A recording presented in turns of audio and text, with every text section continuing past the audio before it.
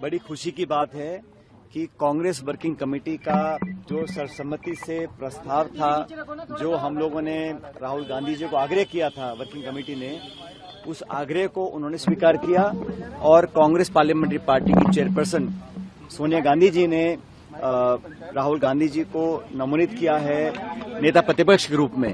राहुल गांधी जी के leader of opposition बनने से न सिर्फ कांग्रेस में, कांग्रेस कार्यकर्ताओं में, लेकिन पूरा विपक्ष, समूचा जो इंडिया अलायंस है, सभी लोगों में एक ऊर्जा का संचार हुआ है।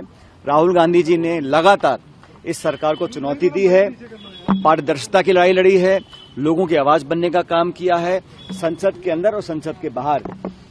आज जब वो नेता प्रतिपक्ष बने हैं तो उससे विपक्ष की उम्मीदें और बढ़ी हैं, लोगों के अंदर विश्वास पैदा हुआ है और लाखों करोड़ों लोग जिन्होंने लोकतंत्र को जीवित रखने के लिए, संविधान को सुरक्षित रखने के लिए इंडिया अलायंस को वोट डाला था, उन लोगों को आज उम्मीद बनी है कि सदन के अंदर मुस्तैदी से, मजबूती से और सच की लड़ाई लड़ने का काम राहुल गांधी जी करेंगे। उनका नेता विपक्ष बनने पर मैं उनको, उनकी मैं समझता हूं जो आने वाली भूमिका होगी उस पर सब लोग नजर बनाए हुए हैं और पूरा देश आज उम्मीद करता है कि हम सब की बात को रखने का वो काम करेंगे। राहुल गांधी जी के नेता प्रतिपक्ष बनने से न सिर्फ कांग्रेस को ताकत मिलेगी, लेकिन उस सोच को ताकत मिलेगी जो सोच इस देश में अमन, चैन, प्यार, भाईचारा और संविधान को सुरक्षित बनाने का काम करना चाहती है। सरकार का जो रवैया रहा, मैं मानता हूं कि वो सही नहीं था। अभी इस पे अंतिम निर्णय नहीं हो पाया है कि आगे क्या होगा, लेकिन परंपरा ये होती है कि अगर स्पीकर बिना चुनाव के चुना जाता है तो डिप्टी स्पीकर का पद विपक्ष को दिया जाता है। जब यूपीए की सरकार थी तब डिप्टी स्पीकर हमेशा विपक्ष के पास था। मुझे पता नहीं है कि इसमें अंतिम क्या निर्णय लिया गया है, लेकिन स्वच्छ परंपरा ये रही है, जब यूपीए के कार्यकाल था तो स्पीकर सत्ता पक्ष का था और डिप्टी स्पीकर विपक्ष का था।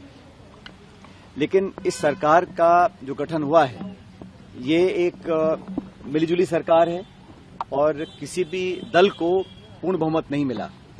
और भाजपा जब चुनाव में गई थी तो 303 सांसद उनके थे, आज वो 240 पे हैं, तो लगभग 65 सांसद बीजेपी के कम हुए हैं। कांग्रेस पार्टी के 55 सांसद थे, 54 सांसद थे, आज 102 सांसद हैं, तो हमारा संख्याबल दुगना हुआ है। तो हमने जो बात रखी जनता के सामने, जो मैनिफेस्टो बनाया, जिन मुद्दों को लेकर हमने चुनाव लड़ने का काम किया, उन सिद्धांतों को, उन मुद्दों को, उन इश्यूज को, मैनिफेस्टो को हमारे को जनता ने पसंद किया। ये बात सही है कि सरकार दोबारा एनडीए की बनी है, लेकिन भविष्य में क्या होगा मैं नहीं जानता हूं। दो बड़े सहयोगियों के साथ सरकार का निर्माण हुआ है।